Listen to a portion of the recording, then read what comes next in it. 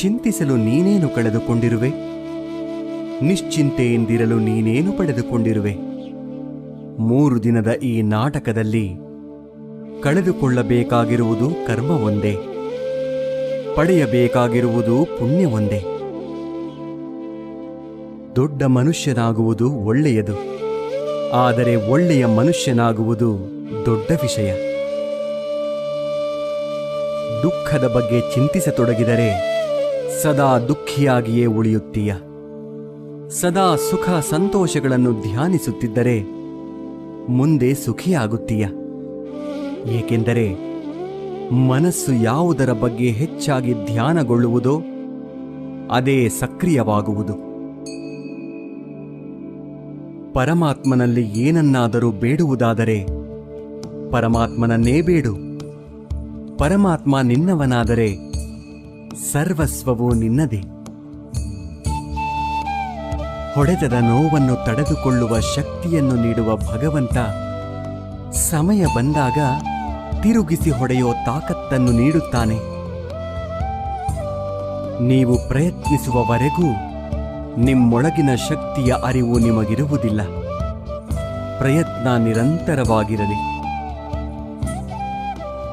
ಒಂದು ವೇಳೆ ಮನುಷ್ಯ ತನ್ನ ನಿರೀಕ್ಷೆಗಳ ಮೇಲೆ ನಿರಂಕುಶ ಹಾಕಿ ತನ್ನ ವಿಚಾರಗಳನ್ನು ಬೇರಾವುದೋ ವ್ಯಕ್ತಿಯ ಪರಿವರ್ತನೆಯ ಬದಲು ತನ್ನ ಅಂತರಂಗವನ್ನು ಪರಿವರ್ತನೆ ಮಾಡುವ ಪ್ರಯತ್ನ ಮಾಡಿದರೆ ನಾವು ಸಂಬಂಧಗಳಲ್ಲಿ ಸಂತೋಷವನ್ನು ಹುಡುಕುವಲ್ಲಿ ಕಷ್ಟವಾಗುವುದೇ ಇಲ್ಲ.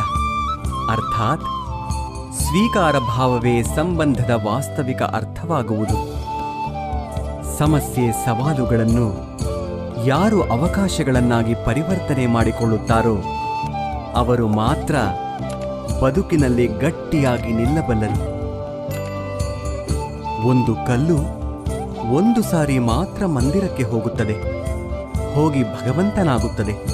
ಆದರೆ ಪ್ರತಿದಿನವೂ ಮಂದಿರಕ್ಕೆ ಹೋಗುವ ಮನುಷ್ಯನು ಮಾತ್ರ ಕಲ್ಲಾಗಿಯೇ ಇರುತ್ತಾನೆ. ಯಾವ ರಾಜನೂ ಸದಾಕಾಲ ರಾಜನಾಗಿರುವುದಿಲ್ಲ. ಯಾವ ಶ್ರೀಮಂತನೂ ಕೊನೆಯವರೆಗೂ ಶ್ರೀಮಂತನಾಗಿರುವುದಿಲ್ಲ. ಯಾವ ಬಡವನೂ ಕೊನೆಯವರೆಗೂ ಬಡವನಾಗಿಯೇ ಇರುವುದಿಲ್ಲ. ಈ ಜಗತ್ತಿನಲ್ಲಿ ಯಾವುದು ಕೂಡ ಶಾಶ್ವತವಲ್ಲ. ಪರಿವರ್ತನೆಯೇ ಜಗದ ನಿಯಮವಾಗಿದೆ. ಬದುಕಿನಲ್ಲಿ ಅತಿಯಾಗಿ ಮೌನವಾಗಿರುವುದು ಒಳ್ಳೆಯದಲ್ಲ. ಸಮಯಕ್ಕೆ ಸರಿಯಾಗಿ ತಪ್ಪುಗಳನ್ನು ವಿರೋಧಿಸುವುದನ್ನು ಕಲಿಯಿರಿ.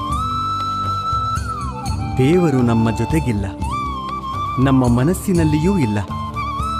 ಕೇವಲ ನಮ್ಮ ಆತ್ಮವಿಶ್ವಾಸದಲ್ಲಿ ಇರುತ್ತಾನೆ. ಯಾವಾಗ ಮನುಷ್ಯನು ತಾನು ಮಾಡಿದ ಕರ್ಮಫಲಗಳನ್ನು ಇದೇ ಜನ್ಮದಲ್ಲಿ ಅಥವಾ ಮುಂದಿನ ಜನ್ಮದಲ್ಲಿ ಅನುಭವಿಸಬೇಕಾಗುತ್ತದೆ ಎಂಬ ಜ್ಞಾನವನ್ನು ಅರಿತುಕೊಳ್ಳುತ್ತಾನೋ ಆಗ ಇಡೀ ಜಗತ್ತು ಬದಲಾವಣೆಯತ್ತ ಸಾಗಿಬಿಡುತ್ತದೆ. ಲೋಕ ಸಮಸ್ತ ಸುಖಿನೋ ಭವಂತು.